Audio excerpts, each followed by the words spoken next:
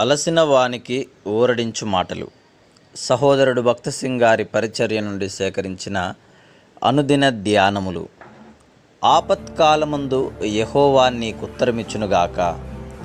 యాకోబు దేవుని నామము నిన్ను ఉద్ధరించునుగాక. 20వ కీర్తన మొదటి వచనం. 20వ కీర్తనలో ఎన్నో వాగ్దానములు కలవు. ప్రతి ఒక్క వాగ్దానము దేవుని వేడుకొనుటకు ధైర్యమును స్వాతంత్ర్యమును ఇచ్చుచున్నది.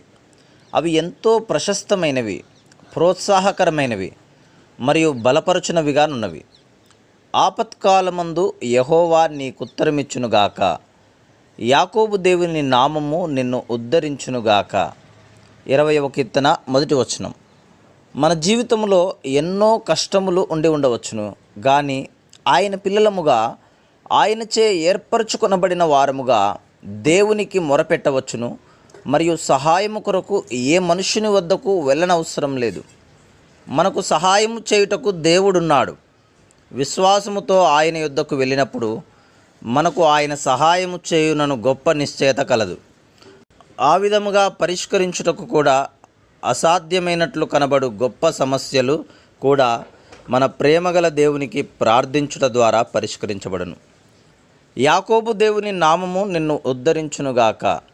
అదే దేవుడు యాకోబును ఇశ్రాయేలుగా అనగా రాకుమారుడుగా మార్చిన దేవుడు మన జీవితంలో గొప్ప కార్యములు చేయగలడు. మనకు అట్టి విశ్వాసం ఉండవలెను.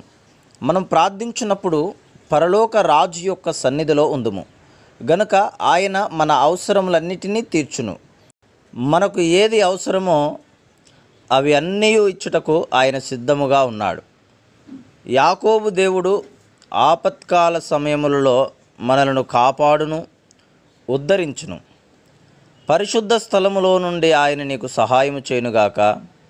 సియోనులో నుండి నిన్ను ఆదుకొనుగాక. మనము ఆయన పరలోక నివాస స్థలములోనికి వెళ్ళినప్పుడు ప్రభువు మన ప్రార్థనలకు జవాబు ఇచ్చును. గొప్ప దేవుడు ఎక్కడ నివసించి తనను బయలుపరుచుకొని మనను అంగీకరించునో అది దేవుని పరిశుద్ధాలయము అనగా దేవుని నివాస స్థలము. మనము ప్రార్థించినప్పుడు ఆయన సన్నిధిని బలముగా ఎరుగు వరకు లేదా అనుభవించు వరకు ఓపికతో వేచి ఉండవలెను. సియోను దేవుని పరలోకపు ఇంటిని గురించి మాట్లాడుచున్నది. మనము దేవుని నుండి ఏమి పొంది ఉన్నామో అది సియోనులోనున్న దేవుని మహిమార్థమే. అందుచేత మనము దేవుని ఇంటికి వచ్చుట ఎంతో ప్రాముఖ్యము. చాలామంది ఇళ్లలో ఎక్కువగా భోజన పానాదుల గురించి తలంచెదరు, ముచ్చటించెదరు. కానీ ఎప్పుడైతే దేవుని ఇంటికి వెళ్ళదమో అప్పుడు ఆయన సన్నిధిని అనుభవించదము మరియు అధికముగా ఆశీర్వదించబడదుము. సాధ్యమైనంత వరకు దేవుని భాగమును క్రమముగాను సంతోషముగాను ఆయనకు ఇవ్వవలెను. మనము ఎంతో ఆనందముతోనూ గొప్ప ఆశతోనూ దేవుని ఇంటికి వెళ్ళవలెను. ఆయన నీ నైవేద్యములన్నిటినీ జ్ఞాపకము చేసుకొనుగాక. నీ దహన బలులను అంగీకరించునుగాక.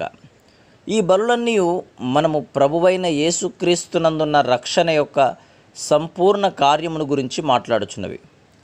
పాత నిబంధన గ్రంథములో ప్రభువుకు 5 బలులు అర్పించవలసినది. అవి దహన బలి, సమాధాన బలి, పాప పరిహారార్థ బలి, నైవేద్య బలి, అపరాధ పరిహారార్థ బలి.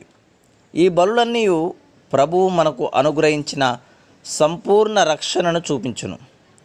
మన కొరకు సంపూర్ణముగా అర్పించబడిన ప్రభువైన యేసుక్రీస్తు యొక్క పరిపూర్ణ జీవితమును గూర్చి దహన బలి మాట్లాడును.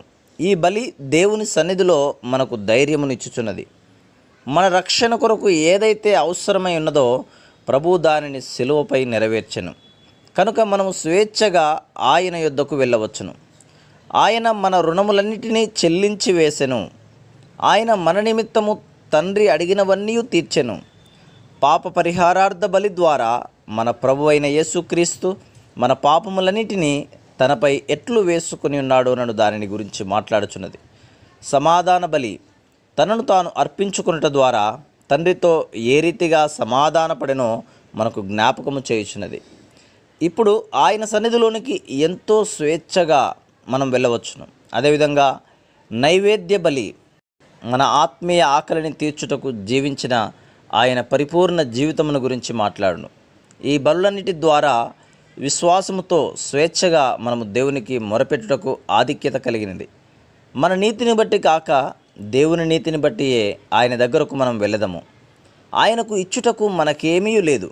ప్రభువైన యేసుక్రీస్తు తనను తాను అర్పించుకొనెను.